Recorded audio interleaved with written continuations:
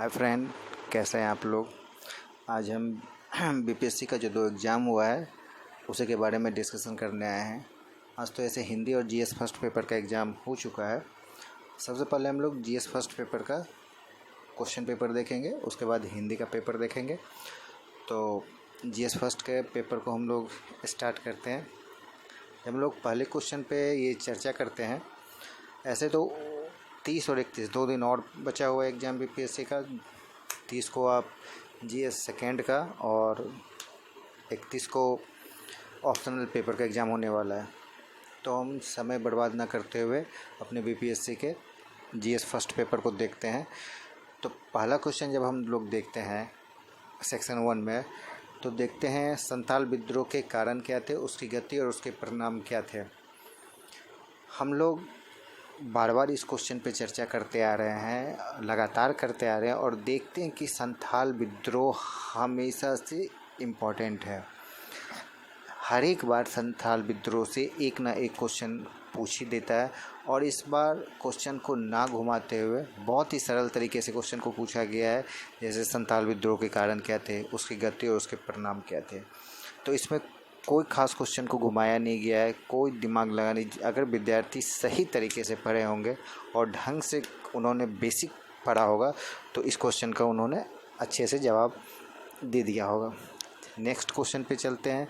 तो नेक्स्ट पे बिरसा आंदोलन की विशेषताओं की समीक्षा कीजिए।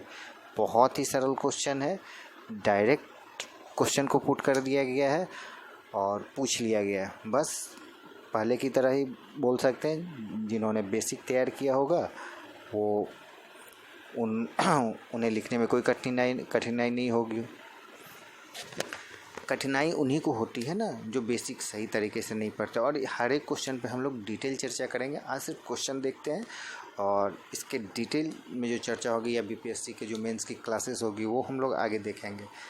आज सिर्फ बीपीएससी की जो क्वेश्चन आज एग्ज़ाम हो चुका है, बस क्वेश्चन का हम लोग एनालाइज करेंगे और देखेंगे क्वेश्चन किस तरह का पूछा गया है। जब हम लोग तीसरे क्वेश्चन पे आते हैं तो चंपारण सत्याग्रह स्वाधीनता संघर्ष का एक निर्णायक मोड़ था, स्पष्ट कीजिए। जब हम चौथे क्वेश्चन पे आते हैं तो सांप्रदायिकता और धर्मनिरपेक्षता पर नेहरू के विचार की विवेचना कीजिए। जब हम लोग पाँचवें क्वेश्चन पे आते हैं तो पटना कलम चित्रकला की मुख्य विशेषताओं को स्पष्ट कीजिए। हम सभी जानते हैं, चाहे पटना कलम हो चाहे पाल कलम हो, 3 विशेषताओं में से एक कलम हमेशा पूछ लिया जाता है। अगर इस बार आपसे मौर्य नहीं पूछा गया है, मधुबनी पेंटिंग में पूछा जाता था लेकिन अब वो नहीं पूछा जाता है। तो अगर मौर्य और पाल नहीं पूछा गया है आपसे तो पटना पूछ लिया जाएगा। अगर इस साल पटना पूछ लिया गया तो हम इस अगले साल पटना को छांट के और बाकी जो कला है वो पढ़ लेंगे। उन दोनों में से एक तो आना ही है। तो बीपीएससी का क्वेश्चन एक तरह से पहले ही हमें पता होता है, बस थोड़ा सा ध्यान देना पड़ता है। नेक्स्ट क्वेश्चन की तरफ चलते हैं। तो नेक्स्ट क्वेश्चन पूछा गया है, जब हम लोग निम्नलिखित में किन्हीं 2 पर संक्षिप्त टिप्पणियाँ लिखिए। सत्याग्रह पर गांधी जी के विचार, जयप्रकाश नारायण और भारत छोड़ो आंदोलन, सुभाष चंद्र बोस और INA। एक नेहरू जी का छोड़ दिया गया, उन्हें भी दे दिया जाता तो पूरा सिलेबस ही कवर हो जाता। खैर, ये सब डायरेक्ट सिलेबस से उतार दिया गया है। बहुत अच्छा क्वेश्चन पूछा गया है इस बार। अगर हम सेक्शन 2 में चले, खंड 2 में चले और यहाँ क्वेश्चन करें तो थोड़ा सा यहाँ पे सोचना और समझने की ज़रूरत है। अगर जो करंट से जिनका लगाव रहता है, जो न्यूज़पेपर से हमेशा टच में होते हैं, वे इस क्वेश्चन को बहुत अच्छे से लिख सकते हैं। जैसे अगर मैं क्वेश्चन पर हूँ तो जैव ईंधन स्टारडस्ट 1.0 के द्वारा संचालित विश्व में प्रथम व्यापारिक रॉकेट को किस संगठन द्वारा शुरू किया गया, विस्तार पूर्वक वर्णन करें। मैं पहले ही आपको बता चुका हूँ, जिन्हें करंट में रुचि है या जो अच्छे से जिन्होंने पढ़ा होगा, या सिर्फ न्यूज़पेपर ही उन्होंने बहुत ढंग से पढ़ा होगा तो भी वो बहुत अच्छे से आंसर लिख के आएंगे। नेक्स्ट क्वेश्चन पे चलते हैं। 12वें ब्रिक्स सम्मेलन के प्रमुख उभरते मुद्दों, वैश्विक स्थिरता के लिए साझेदारी, साझा सुरक्षा और विकास के लिए अभिनव वृद्धि का वर्णन कीजिए। नेक्स्ट क्वेश्चन पे चलते हैं। भारत की विशेष संदर्भ में कोविड-19 महामारी के फैलाव के बाद आत्मनिर्भर भारत रोजगार योजना के हाल ही के प्रमुख विशेषता प्रावधानों का परीक्षण कीजिए। हम लोग सभी जानते हैं ये पेंडेमिक के दौर से हम लोग गुजरे हैं और यहाँ से क्वेश्चन ना आए ऐसा तो हो ही नहीं सकता है।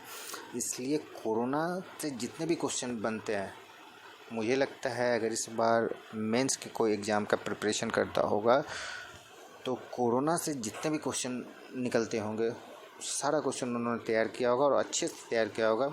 उन्हीं क्वेश्चन में से एक क्वेश्चन यहाँ पूछ भी लिया गया। नेक्स्ट क्वेश्चन की तरफ चलते हैं।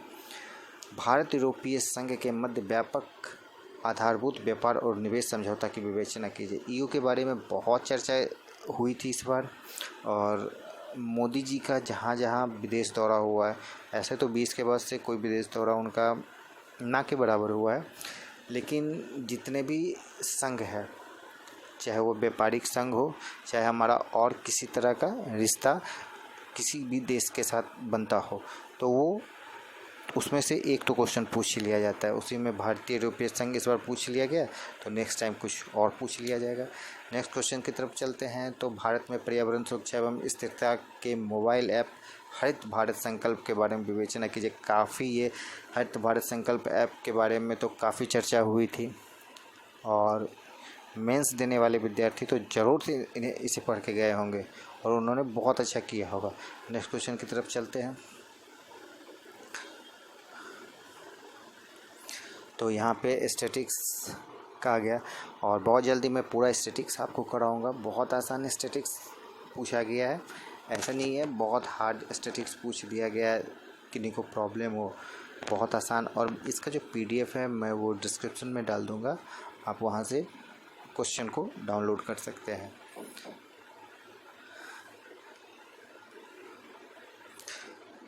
यहाँ पे सारा आपको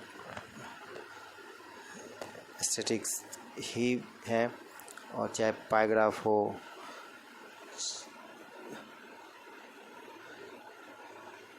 नेक्स्ट क्वेश्चन की तरफ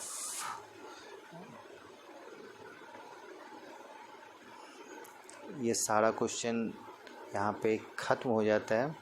यहाँ पे स्टैटिक्स, और मैंने आपको सारे क्वेश्चन से रूबरू करा दिया और मैं ये सारे क्वेश्चन को PDF में अपने डिस्क्रिप्शन में डाल दूँगा, आप वहाँ से डाउनलोड कर लेना। और मैं इसका पूरा डिटेल एक पर्टिकुलर वीडियो में बताऊँगा।